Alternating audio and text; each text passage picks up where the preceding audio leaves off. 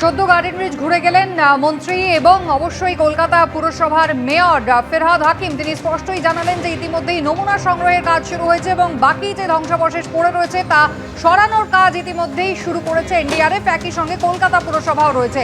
আর ঘটনাস্থলে নমুনা আজকে সংগ্রহ করলো কলকাতা গোয়েন্দা পুলিশের হোমিসাইড শাখা। একদিকে চলছে উদ্ধার কাজ আর অন্যদিকে তদন্তের কাজ এগোচ্ছে। আমাদের দুই প্রতিনিধি সরাসরি রয়েছেন, ময়ূক ঠাকুর চক্রবর্তী এবং সঞ্চয়ন মিত্র। আমি প্রথমে ময়ূকের কাছে চলে যাব। ময়ূক, গতকাল আদালত আশঙ্কা প্রকাশ করেছিল যে কি ধরনের মেটেরিয়াল ব্যবহার করা হয়েছিল এই বহুতলগুলো নির্মাণে, এবার কি সেই কারণেই নমুনা সংগ্রহের কাজ শুরু হলো? দেখো, প্রথমে যেটা জানাই যে নমুনা সংগ্রহের কাজ কলকাতা গোয়েন্দা পুলিশের হোমিসাইড শাখার যারা অফিসিয়ালস তারা কিন্তু ইতিমধ্যেই শেষ করেছে। আমরা জানি যে এই গার্ডেন ব্রিজে বহুতলের যে ভেঙে পড়ার ঘটনা, এর তদন্ত কিন্তু গার্ডেন ব্রিজ থানার থেকে কলকাতা গোয়েন্দা পুলিশের হোমিসাইড শাখার গোয়েন্দারা করছে। কারণ খুনের মামলা অভিযুক্তর এগেনস্টে রুজু হয়েছে, 302 ধারা রয়েছে। ঠিক সেই কারণেই লালবাজারের হোমিসাইড শাখা তারা ইনভেস্টিগেশন করছে।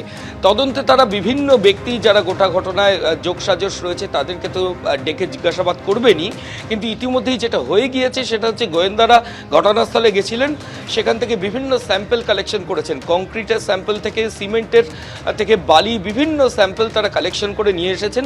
এটা ন্যাশনাল টেস্টিং সেন্টারে এই স্যাম্পলগুলো পাঠানো হবে, এমনটাই লালবাজার সূত্রে খবর। এবং সেই স্যাম্পল টেস্টের রিপোর্টের পর তারা পূর্ণাঙ্গ আকারে তাদের ইনভেস্টিগেশনটা কমপ্লিট করবেন।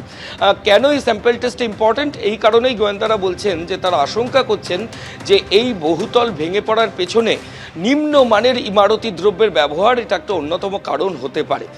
যে প্রমোটার গোটা ঘটনায় অভিযুক্ত, যাকে পুলিশ আধিকারিকরা গ্রেফতার করেছেন, বা তার নেক্সাসে যারা যারা ছিলেন, তারা সম্ভবত নিম্নমানের ইমারতি দ্রব্য দিয়ে এই বহুতল বানিয়েছিলেন। ফলত সেটা একটা অন্যতম কারণ হতে পারে এবং সেইটা খতিয়ে দেখার জন্যই তদন্তকারী আধিকারিকরা ঘটনাস্থলে গিয়ে তারা স্যাম্পল কালেকশন করেছেন এবং সেগুলো তারা ন্যাশনাল টেস্টিং সেন্টারে পাঠাবেন। কিছুদিনের মধ্যেই সেই রিপোর্ট পুলিশের হাতে আসবে এবং তারপর পরবর্তী তদন্ত প্রক্রিয়া এগোবে। এবং তার পাশাপাশি এটাও তোমায় জানাই যে এই ঘটনায় ইতিমধ্যেই যে অভিযুক্ত প্রমোটার, তাকে তো জিজ্ঞাসাবাদের প্রক্রিয়া শুরু হয়েছে, কিন্তু তার থেকে যারা ডাইরেক্ট বেনিফিশিয়ারি, অর্থাৎ ওই প্রমোটার যাদের যাদের টাকা দিয়েছেন এই অবৈধ বিল্ডিং তৈরি করার জন্য বা তার অনুমতি পাওয়ার জন্য, যাদের মৌখিক অনুমোদনে তিনি এই সাহসটা দেখিয়েছেন এই অবৈধ বিল্ডিং তৈরি করার, তাদের প্রত্যেককে কিন্তু গোয়েন্দা বিভাগের আধিকারিকরা তাদের তালিকা তৈরি হচ্ছে, তাদেরকেও কিন্তু জিজ্ঞাসাবাদের প্রক্রিয়া শুরু হবে। একেবারেই ময়ূক, তুমি আমাদের সঙ্গে থাকো। গার্ডেন ব্রিজে ভয়াবহ বিপর্যয়, বহুতল বিপর্যয়। এবার ঘটনাস্থলে নমুনা সংগ্রহ করলো কলকাতা গোয়েন্দা পুলিশের হোমিসাইড শাখা।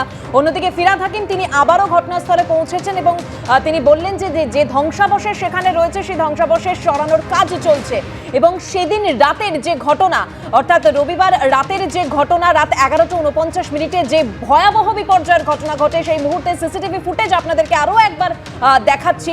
এই ভয়াবহ বিপর্যয়, অর্থাৎ গার্ডেন ব্রিজে বেআইনি বহুতল ভেঙে 10 জনের মৃত্যু হয়েছে এবং তারপরেই একের পর এক বেআইনি নির্মাণ ওই গার্ডেন ব্রিজ এলাকায় সামনে এসেছে, যেখানে একটাই প্রশ্ন উঠেছে যে পুরসভার নাকের ডগায়, কলকাতা পুলিশের নাকের ডগায় কিভাবে এইভাবে এই বেআইনি নির্মাণ হলো।